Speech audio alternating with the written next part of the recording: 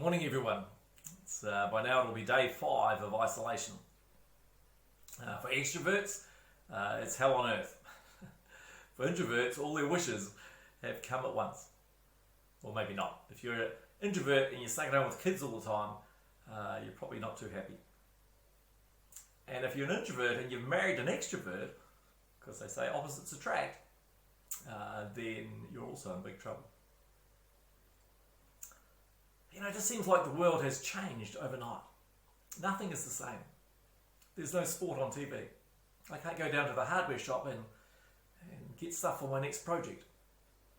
After 27 years of being at church early on a Sunday morning, now my Sunday is my day off. We're all working Monday to Friday now. The conference I was booked into has been cancelled. My regular meetings have stopped. My holiday plans have gone out the door. And so the list goes on. And for you, I'm sure, the list will be different. But for almost everyone, their worlds have significantly changed. And that's unsettling. It's disorientating. In a sense, it's culture shock. I had an email from Andrew and Glennis this week, and they loved being able to go online and see the service. But I'm sure Andrew and Glennis in Nepal, they're our missionaries in Nepal, I'm sure they can understand this whole culture shock thing. Because when you're in a foreign country, everything is different. Even the simple things like eating or shopping are different. In fact, even talking is challenging. So I think we're all in some degree of culture shock. And today I want to remind ourselves of 3 things. 3 things that have not changed. 3 things that are the same. Because while it seems like everything is different, there are at least 3 fundamental things that are just the same as they were 1 month ago, or 1 year ago, or even 10 years ago. So what is it that's the same? Well, the first thing that's the same is that God is still on the throne. God is still on the throne. The Bible talks a lot about God's throne, and we might have visions of God sitting on a fancy throne like the Queen, but God is not physical. He doesn't sit down. God's throne is language we use to communicate God's rule, His power, His sovereignty. And there are dozens of references to His throne. Let me share a few with you. Your throne, O God, endures forever and ever. Psalm 45. Psalm 89, His throne will be as endless as the days of heaven. Psalm 93, the psalm that James read out. Your throne, O Lord, has stood from time immemorial. You yourself are from the everlasting past. Your reign, O Lord, is holy forever and ever. You, O Lord, will sit on your throne forever. Your fame will endure to every generation. Psalm 102. Jeremiah says, but we worship at your throne, eternal, high and glorious. And Revelation, right at the end of the Bible, says blessing and honour and glory and power belong to the one sitting on the throne and to the Lamb, that's Jesus, forever and ever. Sometimes different language is used. Psalm 33 says, but the Lord's plans, that's His purposes, His rule, stand firm forever. His intentions can never be shaken. In fact, God is not only on the throne, there's nothing about the character of God that has changed. 199 times in the Bible, it refers to the unfailing love of God, or in the old versions, the steadfast love of God. It does not fail, it does not change.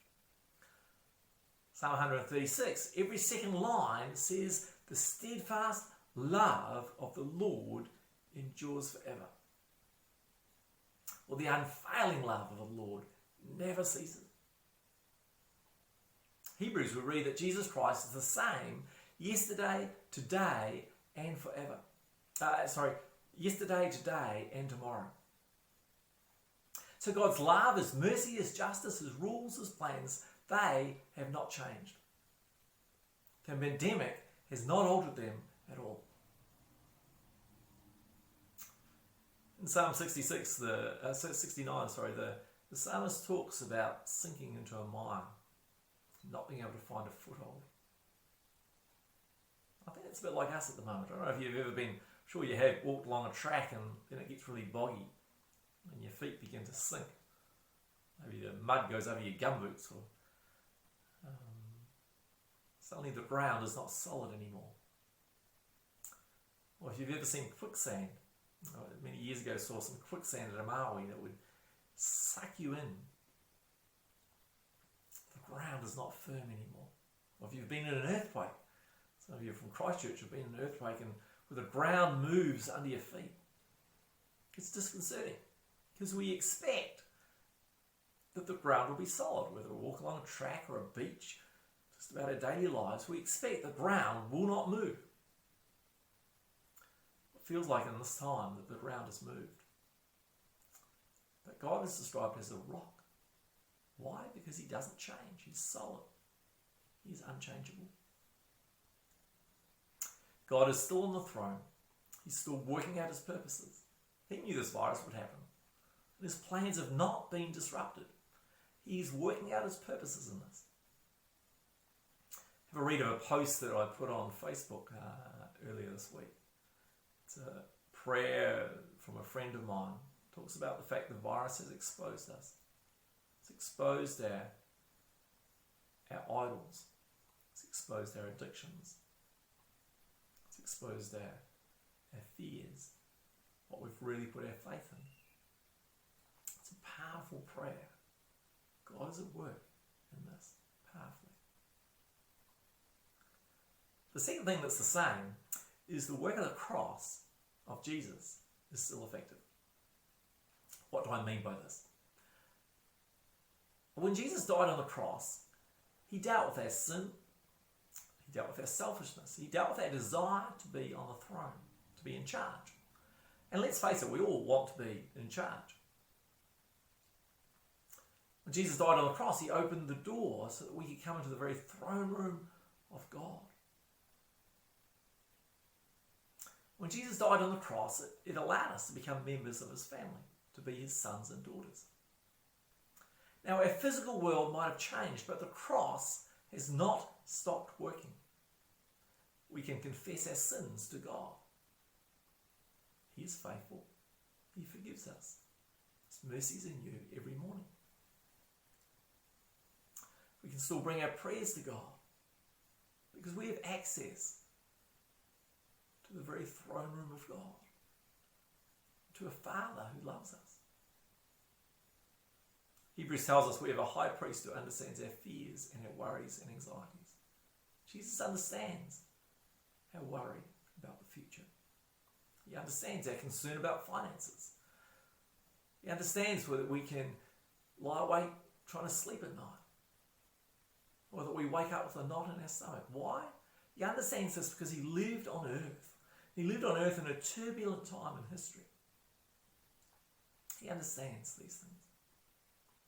But Paul says because of the cross, we can be absolutely confident that no matter what happens in this life, trouble, calamity, persecution, hunger, cold, danger, death, we can know that the cross is still at work. The language he uses as victory is ours. Death, life, angels, demons, fears today, worries for tomorrow, even the powers of hell cannot keep God's love away. And we could add on there pandemics. And that love has been revealed through the cross. I read a funny cartoon online the other day, because we've got time to read things online. It said their grandparents were told they had to go to war. We've been told to sit on a couch. We can do this. But it doesn't matter whether it's war or worry or pandemic. The cross is still effective. And there's a third thing that's remained the same. And that is that the church will remain. It might seem like church has stopped, but it hasn't. It's changed. We can't meet together physically, or we can meet in households. But Jesus said the gates of hell cannot defeat the church. And history has proved that correct. The Romans tried to destroy the church in the 1st and 2nd centuries, and 3rd centuries. Eventually they gave up and Emperor Constantine became a Christian. Some say out of political expediency, because they couldn't defeat the church and had grown so much. The Russians tried to destroy the church, or the Communist Party, from 1917 to 1991. The Soviets, the Communist Party, desperately tried to eliminate religion. They destroyed Bibles, they destroyed buildings. They arrested and tortured leaders. They flooded the schools with scientific atheism. They estimate that 3 million Christians died in that period, and over 100,000 pastors were killed. But guess what? When it all ended in 1991, the church was not wiped out, but actually had continued to grow. The Chinese government tried to wipe out the church since 1949 and said the church has grown from 4 million to 54 million. Now they're still persecuting the church today. The church is still flourishing. Islamic governments have tried to wipe out the church. In Saudi Arabia, it's illegal to become a Christian. You'll be executed if you do. Despite this, there are stories of people coming to faith in Saudi Arabia, often by dreams. Dictators have tried to wipe out the church. Idi Amin ruled Uganda from the 1970s. And during that time, they estimate that 400 Christians died or disappeared or fled. But guess what? Now in Uganda, 85% of the country would say they're Christian. ISIS has tried to wipe out the church. 2014, the headlines were, "Is this the end of Christianity in the Middle East?" Christians were given an ultimatum: convert, leave, or die. Many said it was like a genocide. Thousands were killed, raped, tortured, or sold into slavery. But now Christians are returning home, meeting together, building houses and meeting together for worship. Satan has not defeated the church in the Middle East. God has promised that the church will remain and nothing will defeat it. The pandemic will not defeat the church. Central Baptist is still Central Baptist. That has not changed. We're a community of people choosing to connect together to love God and to love others. That has not changed. We'll continue to seek out to live an authentic faith, one that acknowledges our fears at this time and yet chooses to embrace faith. We're going to seek to be a great community that care for one another. Derek is working on ways of just helping connect those who are on their own at the moment. Home groups are reaching out. We're going to continue to be intergenerational. Our kids are part of the service today, and they're going to be part of the ones that follow. And families, you have an amazing opportunity at this time. Make space to read the Bible and to pray together as a family. Roland's going to give you some awesome resources to help you with that. We're going to continue to be missional, reaching out to those around us. And we're going to continue to find ways to serve the city.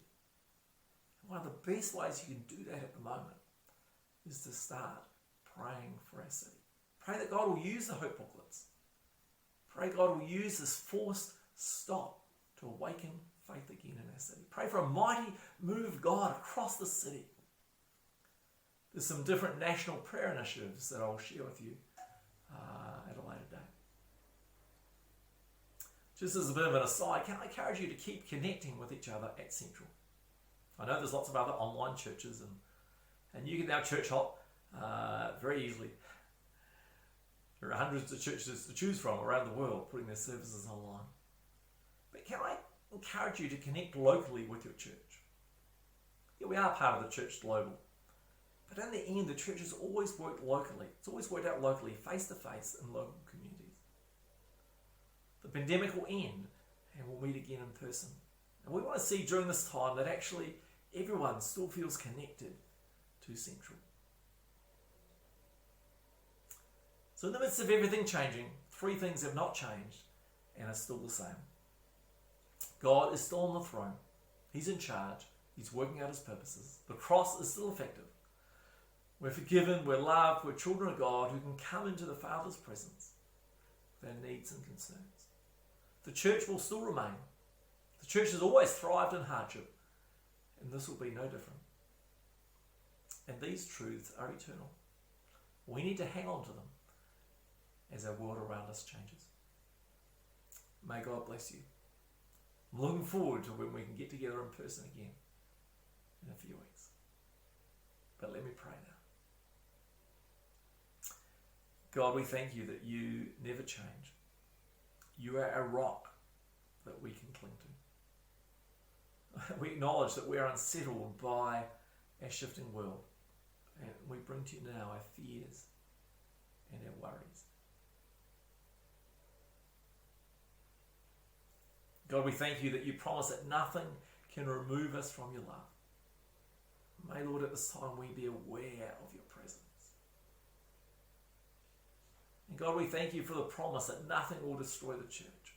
We ask that you would actually strengthen your body in this city and here at Central Baptist. And now may the Lord bless you and keep you.